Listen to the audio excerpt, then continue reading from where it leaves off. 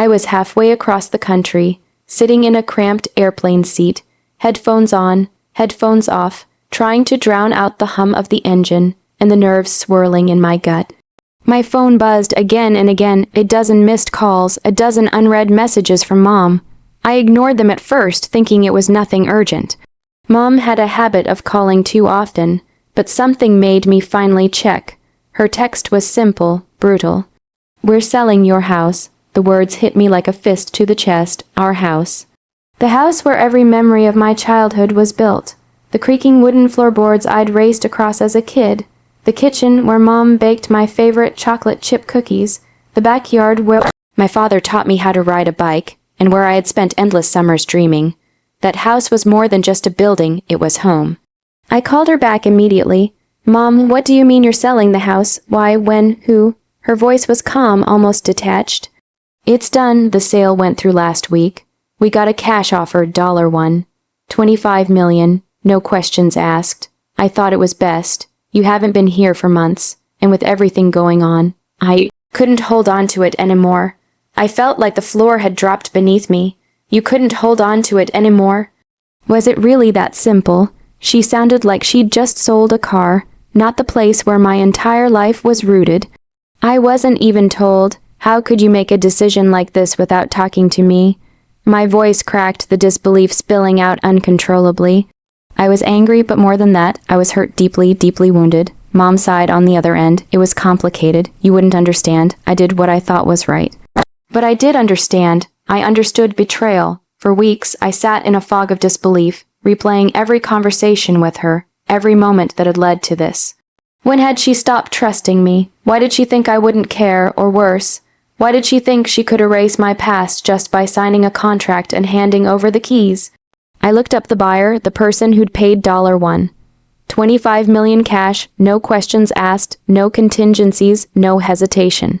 Someone with enough money and enough boldness to snatch up my family's history like it was a prize. The house I grew up in was gone, and so was the trust between my mother and me. That night, I stood in my childhood room, now empty and stripped bare, the echo of my footsteps deafening in the hollow silence. I ran my hand over the walls, remembering every corner, every stain, every scratch that told a story of who I was. Stories my mother had just sold away. But beneath the despair, something fierce ignited inside me. They could sell the house, but they could never sell my memories. They could erase the walls, but not the person I had become because of them, and I wasn't done yet. Not by a long shot. Coming home was nothing like I imagined. The town looked the same, but everything felt different, fractured, as if a part of me had been torn away and replaced with an ache that wouldn't fade. I stood outside the now empty lot where my house once stood, the freshly trimmed lawn glaring under the afternoon sun. New curtains peeped from the windows, and a glossy sold sign gleamed like a trophy from the corner of the yard. It mocked me. Who was this person who had bought my life for $1? 25 million in cold cash. Someone who didn't care about the creaky floors, the faded wallpaper, or the countless birthdays celebrated in that living room. Someone who bought it with no questions asked. That fact alone screamed something was off. I started asking questions. First at the local bank, no luck. They couldn't tell me anything because of privacy laws. Then at the county clerk's office, where I got the buyer's name, Marcus Caldwell. A businessman, they said, who kept to himself, very private. He'd paid cash, in full, no contingencies or financing. It was almost like he was in a hurry. Next, I asked around the neighborhood. Some were friendly, others guarded, but one thing was clear. Marcus Caldwell was not just any buyer. There were rumors of his ruthless dealings in real estate, buying properties to flip quickly, or sometimes to tear down entire blocks for redevelopment. He was the kind of man who saw houses as investments, not homes, but that still didn't explain my mother's sudden decision. Why had she accepted such an enormous sum without telling me? Why had she sold our home in a flash? I confronted her again. This time, she looked tired. Her eyes, usually sharp and bright, were dull. There were bills, she confessed quietly, a lot of bills, Dad's medical expenses, credit card debts. I was drowning. I couldn't keep up. I could have helped, I said, hurt lancing my words. Why didn't you tell me? Why keep me in the dark and just sell everything? She looked away, ashamed. I wanted to protect you. You were away, busy with your life. I didn't want to burden you. But the truth was worse. It wasn't just bills. I found out there were hidden debts, things Mom hadn't told me, debts to shady people. Pressures from strangers who weren't interested in our history or our memories. And Marcus Caldwell was not just a random buyer. He was connected to those debts. Someone had pushed her into selling fast, no questions asked, no time to fight back. My mother had been cornered. She wasn't just selling a house. She was trying to save what little dignity she had left. That knowledge tore through me. I wanted to hate her, but I also felt pity, anger, and a fierce protectiveness. Somehow, this betrayal was bigger than just a sale. It was about survival, desperation, and secrets buried deep. But one thing was clear, I wouldn't let it end like this. I wouldn't just watch as my past was sold off to the highest bidder and let my family's name be dragged through the dirt. I started gathering everything: paperwork, conversations, rumors, anything that connected Marcus Caldwell to this whole mess. I was going to find the cracks in his armor. I was going to find the truth, and when I did, I would make sure they paid. Not with money, but with justice. I told myself revenge would be a slow, clinical thing, not the brittle, violent fantasy that kept me awake at night, but a carefully built machine that would grind the truth until it shone. What I didn't expect was how much I would need the work of that machine to quiet the trembling that lived under my ribs. Anger was a fuel. The plan was the map. Together, they kept me moving. First, the map. I started where the obvious things start: paper, contracts, wire transfers, signatures. I spent nights in the cramped dining room of my mother's apartment, a pile of documents between us like broken shells. Mom read each page with hands that shook. She hated being reminded of the sale, of how easy it had been to sign when fear had been present and reasoning dulled. But she began to help. She remembered things she hadn't meant to say: a late night phone call, a man who'd shown up with papers and a smile that never reached his eyes. She told me about a coded message she'd received, a bank account name she'd never seen before. Those slips became threads. I found an audit trail in a title company email my mother had accidentally kept. There was a rush to close, the kind of urgency real estate lawyers used to avoid scrutiny. I found the buyer's agent's number in a voicemail. I found a copy of the cashier's check, with the buyer's name signed in a shaky hand. Marcus Caldwell, it read. Marcus Caldwell, who had spent his career turning neighborhoods into numbered returns. Marcus Caldwell, who had enemies. Marcus Caldwell, who liked taking short, brutal bites out of fragile things. I could have gone to the police with nothing more than suspicion and raw grief, but grief can look like a vendetta without proof. Instead, I built a dossier: dates, voices, bank references, witness names. I spoke quietly to neighbors who'd been too polite before. Their politeness cracked once I asked the right questions. A retired contractor remembered meeting Marcus and being offered twice the usual rate to sign off on demolition plans. The neighbor who walked the dog every morning remembered a black sedan that came at odd hours. A bank clerk, sympathetic after I explained my mother's condition, told me about a flagged transfer that matched the sale timeline. It was enough to make a lawyer sit up straight. We found a lawyer who believed in righteous, tired people. She smelled like coffee and conviction. We'll file for rescission, she said. If we can show coercion, undue influence, or fraudulent concealment, and you've got evidence that the buyer pushed for a rapid, secretive sale while your mother was vulnerable, the sale can be reversed. The words were raw hope dressed in legalese. But the law is slow and expensive, so we used two engines at once, the court and the public. I reached out to a reporter at the local paper, a woman whose columns had scolded bad developers and praised small victories.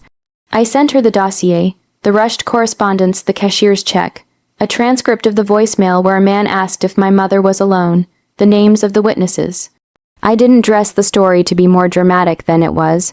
Truth is sharp enough. She ran a piece titled "Home Sold, Family Flees," and it landed like a pebble in a pond that had been still for too long. People read it. People remembered similar things Marcus had done elsewhere. A blogger dug up archived complaints. An activist group organized a peaceful protest at his office, not angry or violent, just a crowd of voices and candles and the slow press of small-town democracy. Marcus's name, until then a whisper in the world of high. Aller flips became a headline. He reacted like a man who believed money made him untouchable. He posted denials, hired high-priced PR, and sent lawyers letters full of cold warnings. But while he scrubbed his image, the evidence kept moving. The title company froze the funds while an internal review was conducted. An investigator found that a mandatory disclosure had been omitted. My mother's diminished capacity at the time of signing. That phrase, diminished capacity, is clinical and ugly, and in court it is powerful, we filed. The hearing was a bright, antiseptic room lined with people who looked like their lives had been lived in other people's court transcripts. Marcus sat with a lawyer who smelled of new money. My mother sat beside me, fingers in mine like before. I could feel her breath hitch when our lawyer laid the documents on the table and explained the extra calls, the unusual wiring instructions, the hurried closing. Marcus's face tightened as witness after witness testified. The contractor who'd been offered bribes, the bank clerk who'd flagged the transfer, the neighbor who'd seen the man in the black sedan. The reporter's story had done something strange and beautiful. It had given permission to other people to come forward. Once one person told their truth, others found that the air held room for theirs. When the judge spoke, the words were measured and careful. The sale would be rescinded pending a forensic audit. The cash would remain frozen. Marcus's attempts to claim urgency were painted as predatory. The court described undue influence and failure to disclose material facts. The language didn't erase the nights I'd spent on the floor with my mother, but it did put a number on accountability. Marcus fought, he appealed, made threats that sounded like empty bluster and sometimes didn't. The headlines followed every minor scuffle, the way vultures circle before the final fall. Investors began to pull back from his other deals as more complaints surfaced. Small towns and small fortunes he'd chewed through, now they remembered. The same machine that had built him began to grind him down. In its cruel arithmetic, where he had turned people's homes into ledgers, the ledger crept toward him. There was a moment, weeks later, when we were on our way to another hearing, and my mother reached across the car and tucked a strand of hair behind my ear without looking at me. "I should have told you," she said, voice small. "I was ashamed. I thought I could fix it. I thought I could carry it for both of us. I'm sorry. What we do now matters more than what happened." I answered, and I meant it. Revenge had been a promise to never be passive again, but it had become something softer, a promise to restore. When the judge signed the final order, rescission granted, the weight that collapsed from my chest was enormous and foreign. The house the papers read would be returned to my mother's name. The buyer would forfeit the funds pending restitution. Marcus's company would face an inquiry. The legal victory did not feel like a Hollywood ending. There was no dramatic jail cell, no instant repentance. There was court-ordered paperwork and slow logistics, but it also brought closure. The house I grew up in was ours again, at least on paper. Walking back up the steps to the porch for the first time after the order, I felt childish joy that nearly made me laugh out loud. The paint on the shutters was fresh. The lilacs in the yard had been trimmed. Inside, the ghosts of other people's footsteps scraped along the floorboards. The house smelled different and familiar in equal measure. Lemon cleaner and the ghost of old dinners. In the living room, the scar on the banister where my brother had learned to slide down on his stomach looked exactly the same. The house had patience, it weathered neglect and time. We repaired the physical things, a window here, a foundation settled there, but the harder work was in the rooms that held memory. My mother and I sat for long afternoons, piecing back together the story of us. She told me again, and more honestly, about the debts and the fear that had made her sign away the past. I told her how it felt to lose a place I thought of as a tether. We mourned and laughed. We sewed new seams in old fabric. Revenge had been sweet in the way a bitter candy is sweet, sharp at first, then oddly cleansing. It wasn't about making Marcus suffer for the pleasure of it. His undoing came from being held accountable, a civic justice that let other people see that even men who move like bulldozers can be stopped by the slow work of communities, journalists, lawyers, and stubborn families. In the end, I did something surprising. Instead of moving back in, my mother and I turned a wing of the house into a community room, not a grand charity, but a place for meetings, classes, and neighborhood potlucks. It felt right to make the house do what a house should, hold people. The house that had been nearly sold into oblivion became a living thing again. On the first night we opened the doors, the room filled with faces, old neighbors, the reporter who'd run the first piece, the contractor who'd testified, even the bank clerk who'd hesitated before speaking up. We ate, shared stories, and the house listened. When I stepped apart for a minute and looked at my mother watching people laugh in the light she had kept, I saw the lines on her face soften.